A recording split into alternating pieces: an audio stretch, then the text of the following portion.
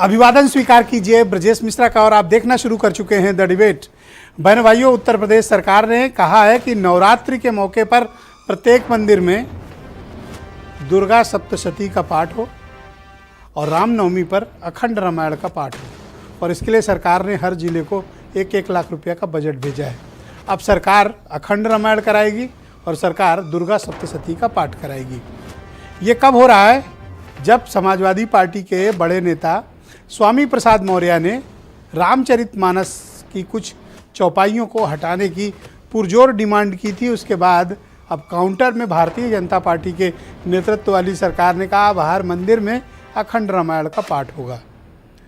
उत्तर प्रदेश की राजनीति में ये मुद्दों का जो विकेंद्रीकरण है, इसने कई मसले खड़े कर दिए हैं और आज हम इसी विषय पर चर्चा करने वाले हैं। बहन भाइयों, उत्तर प्रदेश की राजनीति में कोई चीज़ दुर्लभ नहीं है। सरकार ने एक आदेश निकाला और आदेश में ये कहा गया है हर मंदिर में दुर्गा सप्तशती का पाठ होगा। चैत्र नवरात्रि जो आने वाली है उसके अवसर पर, और उसके पश्चात रामनवमी पर अखंड रामायण का पाठ। ऐसा करने की सरकार को ज़रूरत क्यों पड़ी? स्वामी प्रसाद मौर्य, उन्होंने रामचरितमानस की कुछ चौपाइयों को हटाने की डिमांड को एक बड़ा मुद्दा बनाने की कोशिश की। समाज के हर वर्गों में इसकी बड़ी चर्चा रही।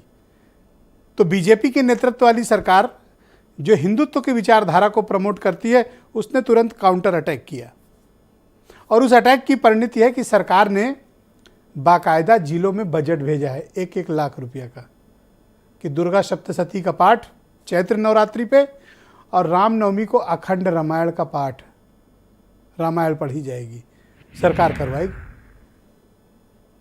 इसके राजनीतिक महत्व क्या हैं? बहन भाइयों, इसके राजनीतिक निहितार्थ बहुत बड़े हैं। रामचरितमानस और दुर्गा सप्तशती, ये दोनों सनातन धर्म में बहुत इनका विशेष प्रावधान है और ये विशेष पूजा अर्चना का विषय है। अब सरकार करवा रही है तो जाहिर सी बात है कि इस विचारधारा का जो समर्थक वर्ग है उसमें और उत्साह का संचार होगा।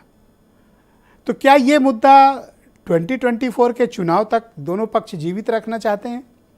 समाजवादी पार्टी भी और बीजेपी भी, और सरकार इसमें क्यों कूदी, ये एक बड़ा विषय है। मैं चाहता हूं कि आप कुछ स्टेटमेंट सुन लें, फिर इस डिबेट को हम आगे बढ़ाएंगे। लेकिन आज हमारे साथ स्वामी प्रसाद जी भी रहेंगे, उनसे भी हम समझने की इस विषय पर कोशिश करेंगे। आप कुछ स्टेटमेंट सुने। जगत जननी के नाते अगर उनका स्मरण करके, उनसे प्रार्थना करके राज्य के लिए, राष्ट्र के लिए, विश्व के कल्याण के लिए प्रार्थना की जाती है, तो इसका भी स्वागत होना चाहिए। 10 तारीख को हुआ है जिला संस्कृति पर्यटन परिषद के मार्फत प्रत्येक जिले में सप्तशती देवी जी का पाठ होगा और अखंड रामायण का पाठ भी होगा। दोनों भव्यता दिव्यता से हर जिले में होगा। टोकन दिया है, जितनी जिस जिले को जरूरत होगी पूरा देंगे। नवरात्रि के शुभ अवसर पर दुर्गा सप्तशती का पाठ, रामनवमी के शुभ अवसर पर रामचरितमानस का पाठ हर एक जिलों में कराई जाएगी। मैं आभार व्यक्त करता हूं माननीय मुख्यमंत्री जी का। इससे एक ऊर्जा, पॉजिटिव एनर्जी आम जनमानस को मिलेगा। आप 1 लाख रुपए में कोई आप कार्यक्रम करा लेंगे? ये भारतीय जनता पार्टी वाले धोखा देना बंद करें। जिलाधिकारियों को 10 करोड़ रुपए दें, और अगर 10 करोड़ कम हो तो 20 करोड़ कम से कम रुपए देने चाहिए जिलाधिकारी को। कम से कम हर जगह इस तरह के कार्यक्रम हो सकें, और जितने त्योहार हों उन सब त्योहारों को जिलाधिकारी मनवाएं। देखिए, जहाँ तक हमारी श्रद्धा, आस्था, धर्म, पूजा पाठ का, तो ये हर व्यक्ति का अपना व्यक्तिगत मसला है। ये जो है, हम लोग भी नवरात्र में व्रत रखते हैं, माँ दुर्गा की स्थापना करते हैं, अपने घर में कलश रखते हैं। इसका राजनीतिकरण मत करिए, इसका राजनीतिकरण मत करिए, इसको एक इवेंट मत बनाइए। तो बहनों भाइयों, ये मुद्दा बहुत बड़ा है और इस मुद्दे को लेकर राजनीति भी बहुत गर्म हो गया। अब आपने देखा समाजवादी पार्टी कह रही कि हर जिले में 10 करोड़ या 20 करोड़ दे दो, इससे कम में तो कोई प्रोग्राम होगा नहीं और सभी त्यौहार मना लिए जाएं। तो आने वाले वक्त में ये मुद्दा बड़ा होगा और इस मुद्दे को लेकर बहुत बड़ी राजनीति भी होने वाली है। हम आज इस विषय पर चर्चा करेंगे।